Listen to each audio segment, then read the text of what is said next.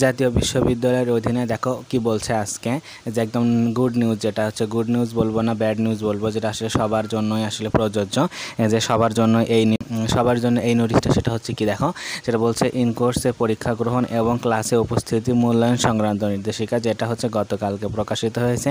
এই বিষয়ে আসলে মূল যেটা বিষয় সেটা আসলে কি, পুরা তো একদম নোটিশটা পড়ার একদম এটাতে দেখার কিছু নাই। তো এখানে যেটা বলছে যে 4 ক্রেডিট যাদের তত্ত্বীয় কোর্স, সেটাতে সর্বমোট যাদের নাম্বার হচ্ছে 5, দেখো এখানে হচ্ছে 80%, নতুবা হচ্ছে তো উপস্থিতি যে ক্ষেত্রে হচ্ছে 5%, তারপর হচ্ছে 70 হতে 80%-এর নিচে সেখানে হচ্ছে 4 মার্ক পাবে, তারপর হচ্ছে 60% বা 70%-এর নিচে সেখানে 3 মার্ক পাবে, অর্থাৎ 80%-এর উপস্থিতির ক্ষেত্রে সে 3.75 বা 75 নাম্বার পাবে কে তৃতীয় ক্রেডিটের ক্ষেত্রে। তারপর এখানে দেখো যাদের মোট কথা হচ্ছে যাদের 60%-এর নিচে হবে তাদের ক্ষেত্রে সমস্যা হয়ে যাবে, সেই কথা বলছে এখানে। যে উল্লেখ্য যে 60%-এর কম ক্লাসে উপস্থিতি শিক্ষার্থী পরীক্ষায় অংশগ্রহণের জন্য মানে যোগ্য বলে বিবেচিত হবে না, এই কথা এরা বলছে যে জাতীয় বিশ্ববিদ্যালয়ের অধীনে তাদের যে কর্তৃপক্ষ। তারপরে এখানে বলছে দেখো সর্বোচ্চ প্রদত্ত নাম্বার হচ্ছে কত, 4 ক্রেডিট যাদের ইন কোর্স, সেক্ষেত্রে হচ্ছে নিয়মিত শিক্ষার্থীদের ক্ষেত্রে 15, এবং পাস মার্ক হচ্ছে কত 6।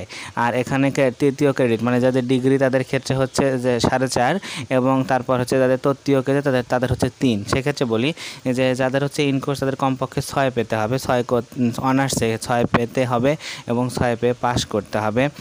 তারপরে দেখো এখানেও যেটা বলছে ইন কোর্সে যে প্রাইভেটের ক্ষেত্রে ইন কোর্স মানে অনার্সে যাদের প্রাইভেট অনার্সের ক্ষেত্রে তাদেরও এই কি কথা বলছে। তো সেক্ষেত্রে যেটা বলছে দেখো আসলে এটা কাদের ক্ষেত্রে কার্যক্রম হচ্ছে, কাদের ক্ষেত্রে এই বছর থেকে, সেটা হচ্ছে অনার্স দ্বিতীয় বর্ষ পরীক্ষার্থী যারা হচ্ছে 2024-এর পরীক্ষার্থী হবে।